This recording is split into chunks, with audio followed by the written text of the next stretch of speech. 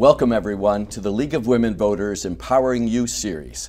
This program is designed by the League of Women Voters in partnership with Dayton Access Television, providing unbiased, nonpartisan information on issues that are relevant to our friends and neighbors throughout the greater Dayton area. The League of Women Voters mission focuses as much on education as it does on voting, and the League has various positions on government, social policy, as well as natural resources. My name is David Bodary. I am a member of the League of Women Voters and your host as we discuss tonight's topic, the importance of local journalism to a healthy democracy. Our guest today is Josh Sweigart. Josh is an investigative reporter and editor for the Dayton Daily News. He's won several awards for his reporting, including an Emmy Award, a Delta Chi Award from the Society of Professional Journalists, and numerous other awards from the Associated Press Society of Ohio, as well as a TEDx Dayton talk that he did entitled Local News is Breaking and Why You Should Care. So, Josh, I hope that together we can shed some light on the local journalism in our democracy kind of conversation and really help the viewers understand why local journalism really matters and what we can do about it. So, welcome, first of all. Thank you so much for having me. Thank you for being here. I want to start by sort of acknowledging that the Dayton Daily News has been read and in our community for 125 years. It's a significant accomplishment, but I'm curious to know from your perspective, as you reflect back on what's happening within the Dayton Daily, what do you see as the changes that have occurred in that 125 years, and obviously what remains the same? So thanks again for having me. And I've not been with the paper for 125 years, at least not yet. But in the couple decades I've been in the industry, there have been substantial changes. And in fact, the biggest changes have been just frankly within the last couple decades. In terms of what journalists do, how we do what we do has changed over the time, from telegraph to, I remember going to the scene and using a payphone to call in what was going on, to cell phones and email. And honestly, in terms of the tools that we use, with not having to drive to Columbus to get public records, but having them emailed, data analysis, doing video interviews, embedding video and audio into stories. I mean, from that perspective, it's sort of the golden age of journalism in terms of storytelling. As far as how we do, and the why has not changed in any substantial way. I mean, our mission, as always, is to help the community understand itself, to hold a mirror up to the community, to speak truth to power, help people understand what's going on, what's really going on. That has not changed in 125 years. I mean, we used to include a lot more sort of things that you find on the internet now, the sports scores and what was on the school lunch that day, and a lot of things that people find online. But in terms of the news, the quality of the news, the content that we try to deliver, that has not changed an iota in 125 years. So the process by which you are writing and reporting on, that hasn't changed, although the tools with which you use to do those things has changed dramatically. Right. I mean, ultimately our mission stays the same, and that is to serve the community with the information they need, the analysis they need, to challenge authority when necessary, and to show people where their money is going and how local government is making decisions that impact their lives. And help me understand from your perspective as a journalist, because in my lifetime, journalists might be one of several forms of journalists. Oh, sure. They could be a print journalist, they could be a television journalist, they could be a radio journalist. But what I'm sensing from you is that maybe some of those have started to blend together. Oh, absolutely. I mean, my degree is in print journalism.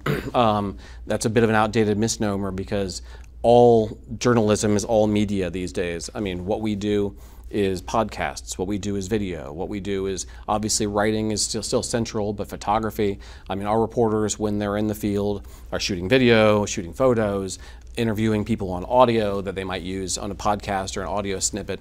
So, which is fantastic because instead of just getting one part of the story, we can create this immersive storytelling. And so when there's a news event and you're on the scene, relaying that information, you can provide it in a much more comprehensive way than ever before. So in that way, the technology has been fantastic. Right.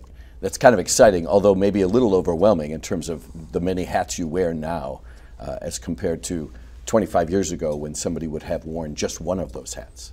Oh, sure. But at the same time, the technology makes it so much easier. Sure. I mean, we have better technology for recording interviews instead of having to write everything out and then take that handwritten thing back to the newsroom and type everything out. And then, I mean, before my time, the typewriter and then taking that and sending Sure. it down to the typesetting office and stuff like that. I mean, when you think about how streamlined everything's become, I think it's overall a net benefit, again, in terms of how we tell the stories that we're able to tell. Absolutely. So now let's connect the dots, though, to democracy, because the whole premise is that journalism matters to our democracy. So talk about, what do you see as the Dayton Daily News' role in local or statewide democracy issues? It can't be overstated. I mean, there's a reason why when the framers made our Constitution, the First Amendment is the freedom of the press and the freedom of speech, because the entire premise of democracy is predicated upon an informed populace, right? I mean, voters have to know what is going on in order to make informed decisions about candidates and issues. If the people are really in control, then they need to have the information in order to be in control, and that's where the press is so vitally important. In letting people know what's going on, not as a novelty, but because the people are in charge. This is a democracy. The people make the decisions, and the decision makers should have all the information at their fingertips to make those decisions. So in the classroom, we talk about that as the fourth estate. Mm-hmm. And hopefully that's familiar to listeners, to viewers. And it becomes so important that then those journalists, be they local or in Columbus, whatever, are able to provide for the voters, right, information that will help them to be informed in decision making. Any projects that you've contributed to as it relates to this conversation that you're particularly proud of? I've been blessed and fortunate to be involved in multiple projects over the years. In 2019, there was the tornadoes, and me and another reporter, Chris Stewart, walked the length of the tornadoes and talked to people along the way. That was a good example of local journalism, and as we walked each leg of the tornado, Chris and I talked to people about what issues they were having with rebuilding, and we got photos, we got video, so not only could we tell the story of those survivors, we then took those issues. So if the issue was insurance, for example, we could then go to the Ohio Department of Insurance, go to local leaders and say, hey, people on the ground are having these issues, what are you doing about it? And then government and nonprofits and the public could intervene and address the issues. And so if somebody talked about bad contractors, there was an issue with some home roof repair people who were ripping people off. That ultimately ended up in criminal charges.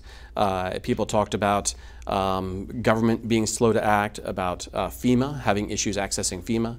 And so in the 2019 tornadoes, literally going into the community, talking to people, walking the path of that storm, and taking those voices to the people in power. And then once they heard those people, it's incumbent upon them to act, and they did.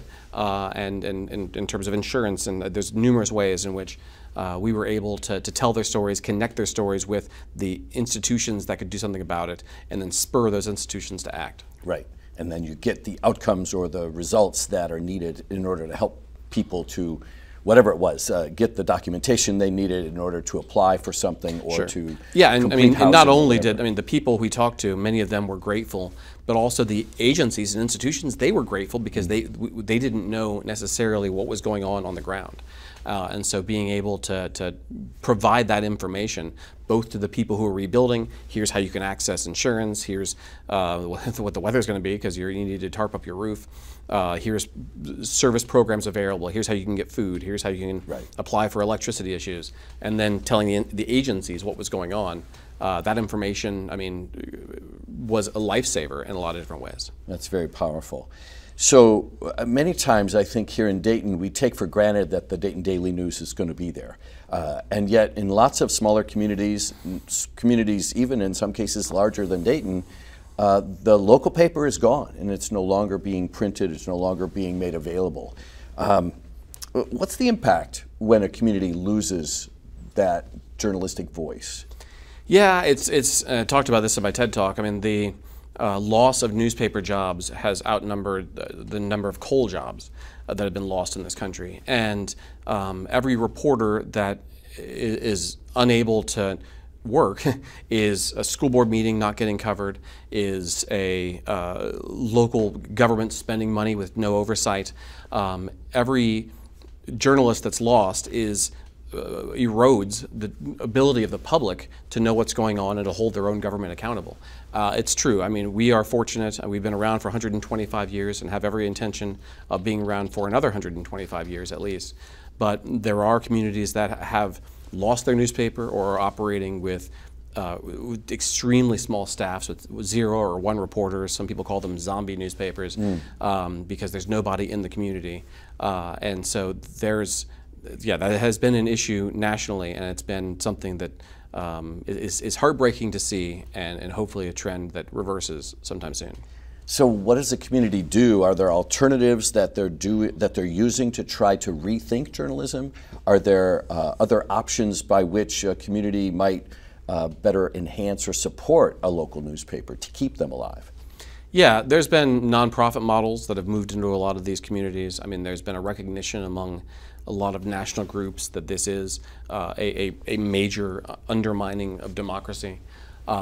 I mean, if you are fortunate enough to live in a community that has a newspaper, the most important thing you can do is subscribe. I mean, as self-serving as that may seem, the business model newspapers were built upon previously for the first 100 or some odd years was largely advertiser driven.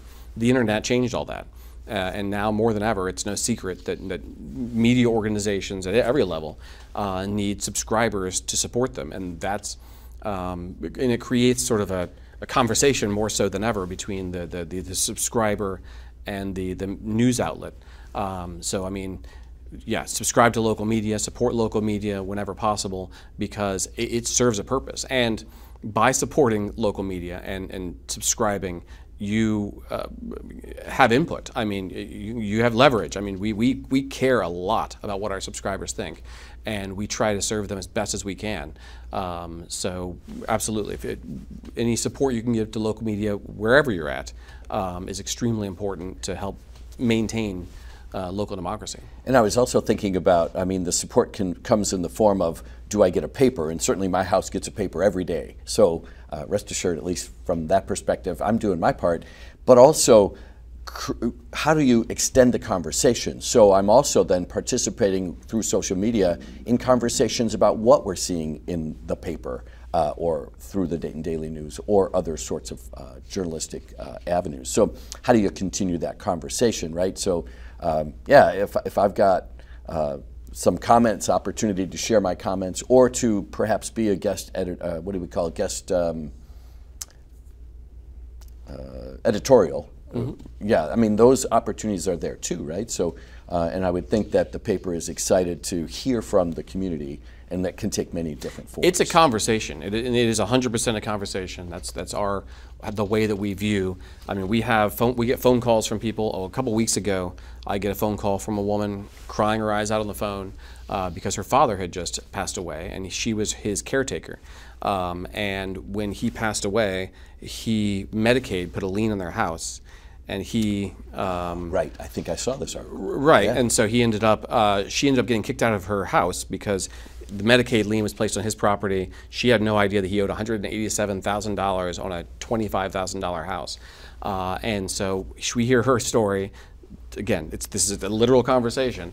We then look into it, go to Ohio Medicaid, find that Ohio is one of the most aggressive states in the country, and that this is a phenomenon that's occurring elsewhere. And so when people call us, we answer the phone, we listen, and we take their stories to heart. And I mean, the number of stories that we've gotten, some of the most important and most powerful stories we've gotten, has been from somebody picking up the phone or emailing us, I mean, there's a million ways to get a hold of us. For sure. There's social media and all those other things. But when the community speaks, we listen, and then we communicate that back, and that conversation is extremely important. So yeah, to your point, I mean, take part in the conversation. Send a letter to the editor. Send an email. I mean, it's absolutely a conversation. Sure.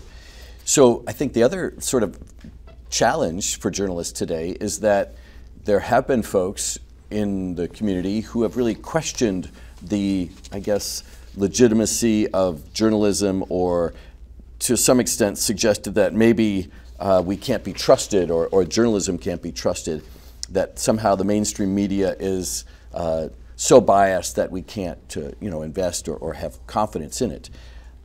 I guess on the one hand, I want to know, how does that make you feel? On the other hand, that's one of those journalistic questions that maybe is better left unsaid. I'm not sure if it's fair to ask. No, it's fine. That's absolutely fair to ask. I mean, and that's part of our job, is being open to scrutiny. I mean, that's the absolutely. If we are, we try our best to be as unbiased as possible, to share all the different perspectives that we can.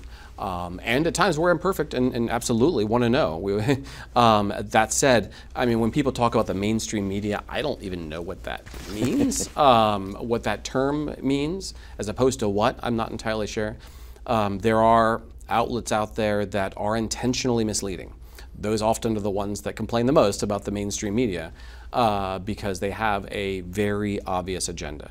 I think that what's important is literacy and people understanding and knowing how to differentiate fact from opinion, differentiate editorial content. A lot of outlets have blurred the lines between editorial content and news, especially some cable TV outlets, and that has led to some confusion. What am I watching right now? Is this an editorial or is this a news show? We try to be very clear about that. They're on different pages, they're labeled very clearly. And so be aware of that. I mean, when you're looking at an outlet, be aware, okay, how are they labeling fact from opinion? Are they trying to sway me in one way or the other? And there's the water's been muddied more than anything else by those groups that want to dissuade you or trick you away from looking at fact-based journalism and move you towards bias advocacy-based journalism. And they have a place. I mean, then they have every right. The First Amendment covers everyone. There's a place for them in democracy. It's just, I hope that consumers can tell the difference, and that's what's important. So you kind of played into my plan here. National Media Literacy Week begins October 23rd, extends through October 27th. So you've already talked about some of the things that I was going to ask about in terms of what can we do as citizens. You suggested we have to recognize the difference between fact and misinformation or disinformation. And of course we recognize that this is now a thing, that misinformation and disinformation is a strategy being used against, certainly against democracy, but potentially against specific aspects of citizens or citizenry. So I guess it's challenging, and yet we don't want to give up, right? I mean, we don't want to just quit and say, I give up. What is the role of the press specifically then in helping to establish what would be fundamental truths or things that we could or should all be able to agree on? Because I think that too has been really challenging. Yes. I mean, facts are what's important, not opinion. The way that a lot of mainstream media outlets, or the way that a lot of the outlets that are trying to be fact-based and stay as far away from advocacy as possible, is by focusing on issues over politics, focusing on problems and solutions and discussions around those over hyperbole and saber-rattling. There's so much noise, especially on social media, and so much memes and just this heightened level of just buzz on every side that's just trying to get people's attention and keep people's attention and scare people. And if we can kind of focus on, okay, what are the actual issues? What do the numbers say? How many people are impacted by this? What is that impact on actual real people? And then what can be done about it from a policy perspective, and focus on that as much as possible. That's what's important, and try to avoid the noise as much as possible. I have two thoughts, and I should have connected earlier with the idea that, sometimes fact versus opinion gets blurred. I think in one place in particular, it's on the radio, because you've got the same person who is sharing news issues. I'm not going to say it's necessarily news, but news-related issues, who then, without changing their voice at all, turns into a commercial and says, oh, by the way, I really like this product or whatever. I mean, that, for me, I was just like, what's happening here? For me, it was very frustrating to hear that happening, I guess. And yet radio is just one modality that's happening. The same thing happens in a printed format and in other formats as well. So you're right. I mean, on social media, the number of entities and people who claim to be news outlets, they aren't. I mean, that's more of an issue in terms of them advocating things as opposed to informing people. So how do we then sort of, I guess, figure out what is and what isn't, right? We have to kind of, I think, come up with a way to separate what is considered fact-based journalism that's providing news that people can make decisions from versus opinion-based entertainment, which is something different. Yeah, and the hardest part is, especially if it's a perspective, a biased perspective you agree with, it's so easy to get tricked into not noticing that it's trying to lead you one direction or the other. So it's often important to step back, ask yourself, like, are they providing information that is objective and fact-based, or are they trying to lead me on and lead me down some sort of path? And identify, I mean, outlets that, I mean, understand which ones are trying to do one versus the other. Identify reliable outlets. I mean, most traditional media organizations, especially newspapers, try very hard. I mean, do they all succeed? No, we have hundreds of newspapers in this country. And some of them, I'm sure, are advocacy-based or opinion-based. Actually, thousands of newspapers. But yeah, so I mean, taking the time to stop and ask yourself, especially if somebody shares you a link for some place you've never been, and before you completely agree with everything that you're told, stop, ask yourself, what is this? Where's the source? Are they telling me who their sources are? Are they showing me the records they're referring to? Are they telling all sides of the story? Ask yourself those questions, and that might help sort of gauge whether you're being spoon-fed or informed. Right. I mean, sometimes we feel as if our bias is being fed, and so we agree, right. When that isn't necessarily the best strategy. Is other information available that is contradictory to their information? Is other information supporting that same information?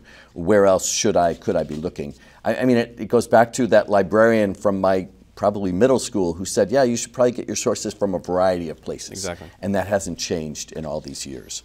So, all right, we've got literacy challenges, we've got social media that can influence and sort of stir our emotions to lead us astray.